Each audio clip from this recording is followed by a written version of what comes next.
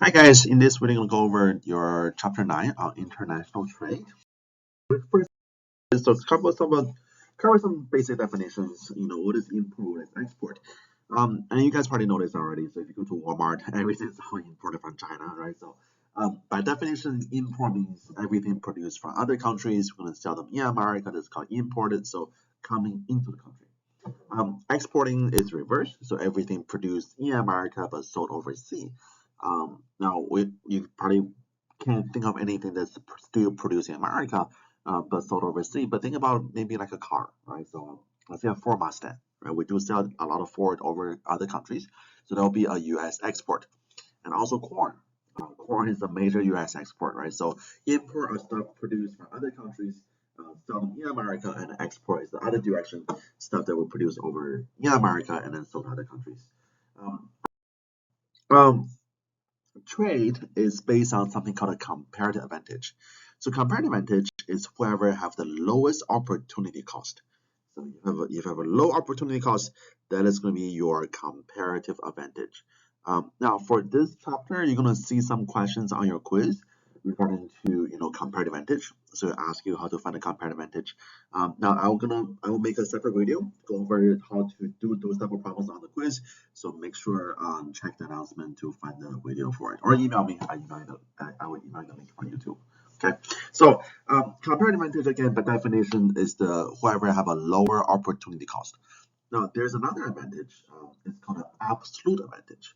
So absolute advantage is whoever can produce the good at a lower actual cost. Trade is not based on absolute advantage. Trade is based on comparative advantage.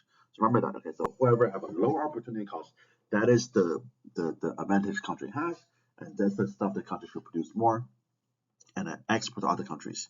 So for this comparative, we're really looking at what is the opportunity cost. So what are you giving up to produce something else? So for this opportunity cost, let me just give you an example. So let's suppose for US, we can produce either, let's say, 100 computers or 1,000 corn. And the question is, how much is our opportunity cost, let's say, to produce a computer, right? So it's going to be a very simple fraction. You're going to do the maximum number of corn on top of the fraction, and on the bottom fraction will be the number of computers. All right, so simplify this will be just 1,000 over 100. So it will be 10 corn for every computer. Oh, okay. So again, for this fraction, remember whatever opportunity cost you're looking for, put that maximum number on the bottom of the fraction, and then the other good goes on the top of the fraction, right? So if you reverse it, so the question says, how much is the opportunity cost of a corn? Then you're going to put the corn at the bottom, so there'll be 1,000 corn, and then computer on top, and that will be 1 over 10 computer for every corn. Okay, so, but again, guys, I will do another video and then post on YouTube and share with you guys. Okay, all right, so let's keep going. So also known as a trade cost. So trade cost is the additional cost you have from buying or selling internationally, right? So imagine, let's say we buy a T-shirt from China. Now that shirt from China has to come to America, right? So there will be definitely some shipping costs involved. So think about whenever you guys go to Walmart buy a shirt from China. Not only are you paying for the actual production cost, so the material, the labor is in China, but you're also paying the shipping costs coming to China. And there might be some taxes involved as well. Now, we don't mean your sales tax. We mean import tax. That's called tariff, right? So anything has a tariff on it, you're also paying for it at your local store like Walmart, Target. So one thing about import tax is not paid by the foreign company. Import tax is paid by the domestic consumers. Because for companies, what they will do is imagine USS, for every t-shirt we buy from China, we're going to put a 20% tax on it. We're going to make the company in China pay a 20% tax whenever they sell a t-shirt to America. So in that case, what the company in China will just do, they will just increase the price in America by 20%. So even though it seems like the check for the tax is coming from the company in China, but in reality, the money actually coming from our U.S. consumers giving to China, and then China is paying the tariff, paying the tax for it, right? So remember, any import tax is always being paid by the domestic consumers. Okay. All right, so where does the comparative advantage come from? So there are three sources of comparative advantage. So there might be abundant inputs. So the country might have a lot of input that they give. This gives the country an advantage over this production. So imagine, I mean, you don't imagine this. Think about countries in the Middle East, um, Saudi Arabia, Qatar, Kuwait. Now those are major oil exporters. Why? Because they have a lot of oil, right? So that's called a abundant input. So input just means resources. And then second, you might have a specialized skill, right? So maybe your workers in one country is good in one thing, while the other people are not good at it.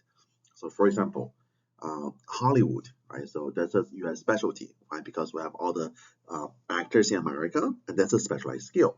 And lastly, mass production, right? So if the country have enough of the facilities to produce the good at abundance, and then they can enjoy mass production with a lower average total cost. That's also advantage. So if you think about China, China is enjoying this mass production.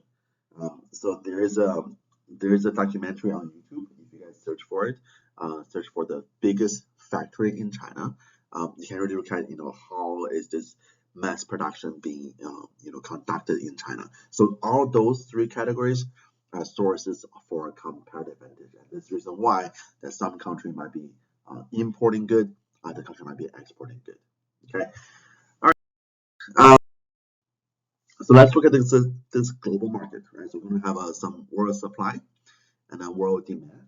World supply is the total quantity supplied by all sellers around the world, and world demand will be the total demanded by all buyers in the world. So imagine this huge market with supply demand, not just your domestic market anymore, but the global market, the world market. You're going to see a world supply and a world demand, and with the supply demand, just like a regular diagram, like this. We have a world supply over here, world demand over here, and we have another equilibrium. And at this equilibrium, we have our world prices. So for this chapter, for this international trade chapter, we're going to introduce two different prices. We're going to introduce the world price. This is the price in the world. We're also going to introduce our domestic price. So the price at home. Now, whenever they're different, so either one is more or less, whenever they're different, you're going to see some opportunity for trade, either opportunity for import or opportunity for export. So let's suppose we have this current domestic market, right? So this will be the market for t-shirt. So right now, let's say in America, our equilibrium price for t-shirt is going to be $20. So every shirt sold in America will be sold for $20. But that is our domestic price. Now next, let's look at our world price. What if the world price is placed at $12? So now we have a situation where the world price, so PW, is less than the domestic price. And this would be an importing situation, right? Because overseas, everybody else sell for cheaper. Domestically, we sell too expensive. So we're going to be importing t-shirts from other countries. Now for this import, what I will do, once you start importing this good, your domestic price at 20, that will go away. So no more $20. Your world price will replace your domestic price. So our new price in the economy will be at $12. So price goes down to $12. Now remember what you learned in chapter 4, that when the price too low, you're gonna have a shortage involved, right? So at $12, normally, from what you learned in chapter 4, that at this point, that is our quantity demand. At this point, that's our quantity supplied. So this gap in the middle, that is the shortage in the market, right? So we don't have enough shirt to sell at $12. Well, that is true if you're only by yourself, right? So if your economy was no trade involved, but this quantity supplied that is our domestic quantity supplied. And this quantity demanded, that's our domestic quantity demanded. So our consumers want to buy more than what our company can produce at $12. So what should we do? So this is not import, and this is not shortage anymore. This gap is now called import. So that's the amount of import we're going to buy from other countries. So the shortage is now our import for the economy, right? So this is what happened in the importing market. Now, if you look at how good this is for the economy, we can look at our consumer producer surpluses, so the welfare effect. So consumer surplus will be the area on top, the little triangle in A, that's our consumer surplus. Producer surplus is the triangle B and C, and then total surplus is the big triangle like this, right? So this really shows you how good the economy is whenever we're at equilibrium. And normally equilibrium is the best solution for the market. But with import-export, we're going to see some additional benefit. So I'm going to show that using this welfare economics to show that just how good and how, well, actually, it's good, and how good is either import-export. So let's look at importing. Now, for importing, because importing will show you a low. So when price goes down to the world price, your new consumer surplus. So all the benefit given to consumers will be area A, B, and D. So consumer is better off with import. I mean, that makes sense, guys, because really for consumers, what do? We're buying stuff, right? So with importing, with lower prices, our consumers are better off. But who is worse off? The producer is worse off. Our domestic producers are now selling their good at a lower prices and also at a lower quantity. So the domestic producers, which used to be, here, let me read this. So our domestic producers used to be B and C, but now with this importing, the domestic producers only getting area C now, right? So we don't have B anymore. So B is now giving to the consumers, right? So consumers benefiting, but the producers worse off. But the overall economy, the total surplus between our consumer and producers is going to be area A, B, C, and D. So this little extra area D, we never had it before, right? So before trade, before import, it was only A, B, C. But now with importing, the consumer gained so much more that we had this extra area D. So D is also called gains from trade. Gains from trade is really the benefit coming from trade. And that's why importing is good. Because importing, our consumer benefits so much more than producers. And at the end, the overall economy is better off. Okay. Now, that's import situation. Let's look at what happened in the exporting situation. Okay, so for exporting, so we have our domestic market. This will be the snowmobile, right? So right now, snowmobile in America, we're gonna sell this for $9,000. Next, we're gonna open up trade, sell our snowmobile to other countries. We're gonna sell it for $12,000. So this price will go up to our new world price. Now, think about what you learned from the previous chapters, chapter 4, right? So price goes up according to law of supply. We're gonna sell more. So at this point on the supply curve, that's our quantity supplied in. But according to the law of demand, we're gonna buy less, right? So demand curve, quantity demanded. So this difference on top, we used to call that surplus. Right, so this is really the actual production the company produced too much of. We couldn't get rid of everything, right? So this is the leftover inventory, the surplus. But because we have a exporting market now, that's not a surplus anymore because that little stuff we produce extra, we're gonna sell it to other countries. So this is not surplus. This is actually called export. That with a higher world price, that our domestic company will produce more and sell to other countries. So we're going to see some export in the market. So the difference between your QS and then your QD, that will equals to your export. Okay, so the amount of the surplus is now called export because we have a market to sell to at a higher price now.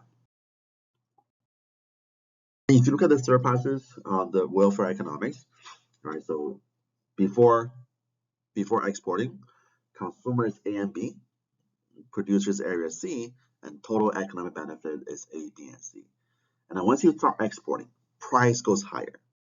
Price goes higher, your consumer will be worse off. Because for domestic consumers, imagine I want to buy a snowmobile. So before exporting, in America, I can pay for the snowmobile for $9,000. But because exporting, once you're exporting, your domestic price goes away. It will be replaced by the world price. So price goes up now. So at a higher price level, consumers are worse off. So before exporting, consumer surplus was A and B. But now because the exporting price goes higher now, consumers only area A. Now producer, however, they are much better off. Because for producers, they can sell more good at a higher prices. So the producer surplus is area B, C, and D. And that is our producer surplus. And then your total surplus, A, B, C, D. Right? So again, we get this extra area D, and this D is also called gains from trade. This is the benefit of trade. So either you're exporting or importing, at the end, the net benefit is more. But also keep in mind that with importing, exporting, we're creating some winners, we're creating some losers, right? So in an importing situation, consumer wins, but producer loses. In an exporting situation, become the consumer lose and then producer wins. But either one, the net benefit is always positive. And that's why economists always say that trade is good for everybody. We don't mean everybody individually. We mean trade is good for all the countries involved. So overall, all the countries who are involved in trade are better off because this really allows the countries to utilize our benefit, our comparative advantage to be more efficient in the production. Okay, so trade is good. Okay. So this is a little chart here. This will be helpful when you do your quizzes. So this will show you with import export how will the price change, how the surplus changes. So just what we went over before. Okay, so we're gonna skip this. All right. This already. So next, let's look at the international trade. Right. So what are some of the arguments against trade? The number one argument against trade, especially importing, is our national security purpose. For some of the productions, we need them to be produced in America for our national security purpose. Imagine if China produced all of our, let's say, tanks or fighter planes. What if next year we get into a war with China, and then China decide to change the password on all the planes and the tanks? That's not good, right? So for the national security purpose, we should produce some of the good in America only. We actually have the law. So by law, everything supplying to the U.S. military must be produced in America. We cannot buy that from China. So if anybody here, if you have a friends or family who are in the military, look at the military issued tennis shoes. So those tennis shoes, they're New Balance brand, so New Balance. But the difference is the New Balance you buy from from the mall, from online, from a company, they're made in China. But the New Balance that's supplied to the U.S. military actually produced in New York, in Brooklyn. So because that's supplied to the U.S. military, so by law, everything going to the U.S. military must be produced in America, and that's for national security purpose.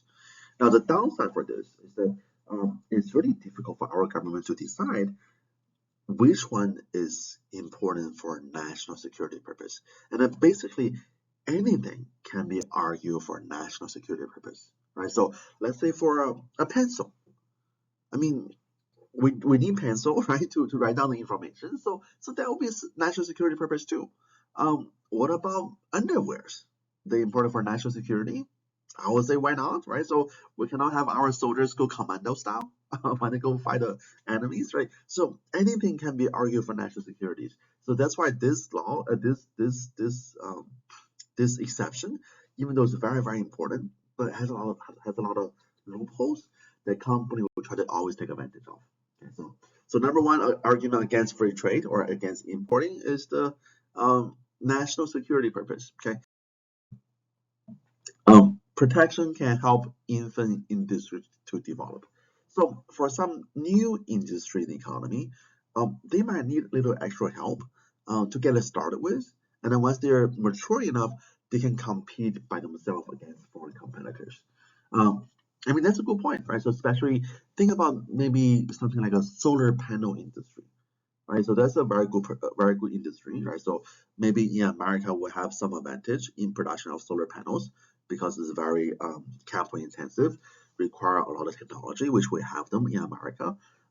But maybe at the beginning it will be pretty difficult to compete against foreign companies. So maybe let's help them a little bit, right? So let's help them to produce the solar panels at the beginning, give them some loans, give some tax advantage, and then once the companies are mature enough, then they can compete by themselves on their own. Now that's a good argument, but the problem again is that the government doesn't have the magic ball. We don't know which company will be eventually mature enough to compete against against other countries. So back to the solar panel industry, our government actually threw a lot of money at the solar panel industry. But at the end of the day, we still couldn't compete against the panel from China because it's just so much cheaper, right? So it's really hard for government to pick or to predict which industry is worth a while to protect against foreign competitions. Okay, three is anti-dumping, right? So this might be one of the few valid arguments against importing. That sometimes you might have other countries purposely sell their good to us below cost, try to drive our business, our company on a business. That's called dumping, right? So we do have anti-dumping laws to make the competition more fair. So for example, if you think about many, during President Trump here, we had a tariff, which is also called an import tax, on the steels made in China. And the reason why the argument for that because the steel companies in China are getting extra government assistance from the Chinese government, but our companies in America, we don't have this extra assistance from our U.S. government. So because of that, our U.S. company are at a disadvantage. They couldn't compete against the cheap steel from China. So we call that dumping, right? So we put an anti-dumping law and then put extra tariff or import tax on the steel from China. Okay, so that's number three. Number four, trade shouldn't be a way to skirt regulations, right? So sometimes you might have a company they try to produce something in America, but because the regulations, let's say for EPA, environmental protection, or labor regulations, or like laws against child labor, so they couldn't produce them in America anymore. So what do? Well, let's ship them to other countries, and then once it's produced, send them back to America, right? So many companies are engaged in those type of practice. It is not ethical, but it's actually legal, right? So even though it's legal, it's not ethical. So think about many company. Think about the shirt you buy. Think about the clothes you buy from a country called Bangladesh. If you guys interested, there's another documentary on YouTube. It's called Made in Bangladesh. It's a 45 minutes documentary, but it's very, very informative. It really shows you where our clothes come from that's made in Bangladesh, and really the poor working condition, the unsafe working condition. And the reason why that is happening, because imagine if company try to engage in similar practice in America, unsafe working conditions, polluting the waterway. They couldn't because we have regulations against that. But because in Bangladesh it's more relaxed, so that's how companies get around that, right? So this trade is actually hurting the people who are working in the industry in Bangladesh. Number five, one of the most common way we see that people talk about, against importing or trade, is that this will cause job loss. So the more import we have, the less jobs we have in America. But this is actually a very false argument. Because if you look at the number of unemployment in America compared to the level of import in America, for the last 40 years, import in U.S. economy has increased by fourfold, so 4 times. But our unemployment rate actually hold pretty steadily. And then one thing is, our unemployment right now is actually very, very low, but our import is very, very high. So we don't have this correlation between import and job loss. Now, the reason why that is because economy can always self-adjust. Whenever we lose a job due to import competition, economy can always create another job in different industry to employ more people. And that's what's happening with US economy, right? So economy is evolving, economy is progressing. So some of the jobs we had before, we don't have them anymore. We have other country produce them for us, right? Really 50 years ago, back in 1970s, US, we were the biggest textile industry. That we produce the most shirts, most jeans, most shoes, and especially the jeans produced in America. The jeans made in America, they were so good. In the 1980s, people in Japan was paying like a $200 to buy the used jeans made in America. Now, can you still buy jeans made in America? I haven't seen it for a long time, right? So we don't have that anymore. And that's because other countries do it for us. Now, what happened to those jobs we have in America produce jeans?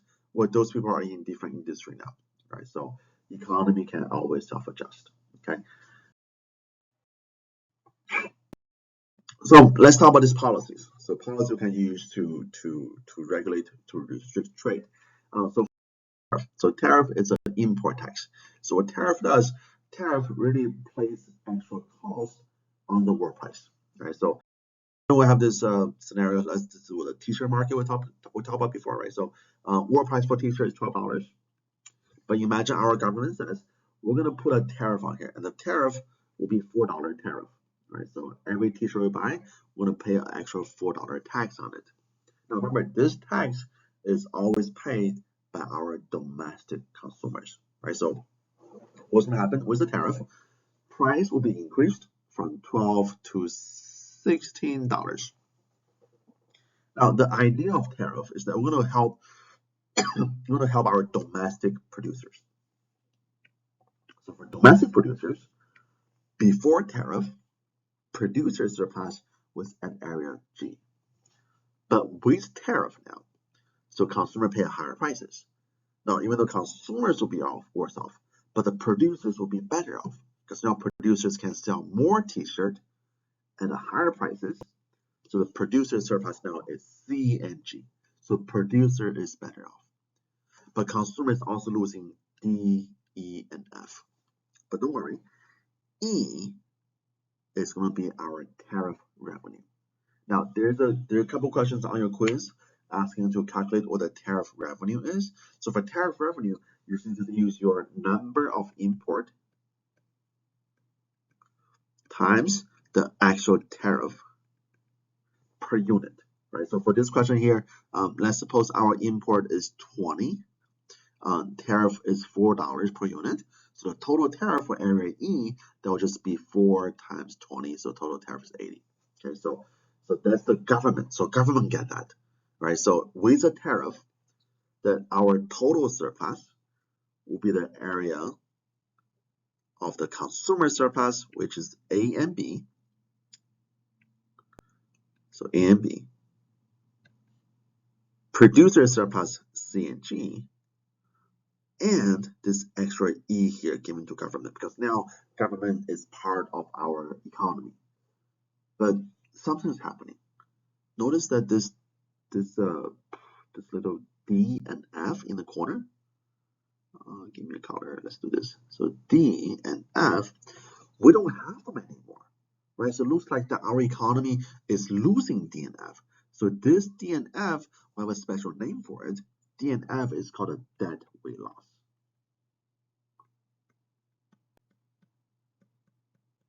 That's a DAD. Dead weight loss. So dead weight loss is the inefficiency coming from tariff.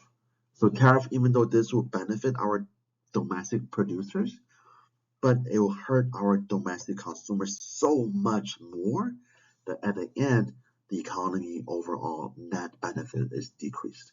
So tariff is bad. Tariff will cause debt weight loss. Okay. Now, second restriction is called red tape. Red tape, imagine just regulations making tariff more making trade more difficult. So we can say, hey, let's just a picture here. So let's suppose all the banana we import from Africa, we're gonna put a extra inspection on it. So you're gonna go through more process to buy the banana from Africa. That's called red tape, right? That's another way we can restrict the amount of import coming to America. And then quota is a hard limit on how much the import is. So imagine our government says every time you buy a t-shirt from China, we're going to charge you a $4 tax. That's called tariff. But imagine government says for the entire year we can only buy 20,000 t-shirts from China. That is called a quota, right? So it's the actual quantity limit of the import we can have in the economy. All right, so impact of globalization. So anybody here, if you're interested in study sociology, you're gonna learn more about it. And then if anybody here want to go to upper level economic classes, especially the one for labor economics, there are chapters, entire section of the book dedicated to the impact of globalization in our labor market.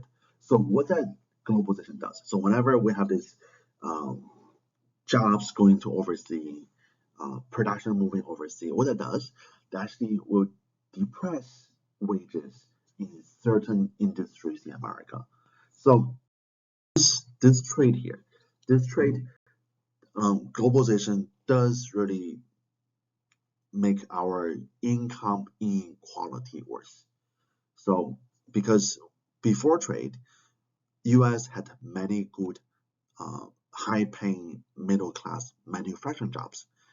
But because of trade, that those jobs are going overseas now, but they're replaced with low-paying service job in America. So people still have a job, but their pay is much lower now. So if you look at our inequality compared to our percentage of import, there is a positive correlation. As the more and more import we have, then the more and more income inequality we have. So the high skilled workers are still making a lot of money. So imagine if you're a computer programmer, if you're a nurse, if you're a doctor, you're gonna make a lot of money. But if you're a low skilled worker, so you're assembly worker or working producing I don't know, like computers, or if you're a assembly line worker producing t-shirt, if you're fast food industry workers, right? So those industries, we really see the wage stagnating, that doesn't change or even decrease in the last 30-40 years because of trade, because of globalization, right? So that's really I would say the biggest argument against trade, because this will make our income inequality worse. Now, how to fix it? That's up to the government, right? So there are different policy out there, but those policies can be very, very unpopular. Okay. All right. So guys, that's it for this chapter. Have any question? Let me know. So I will see you guys for next chapter. All right. Bye bye.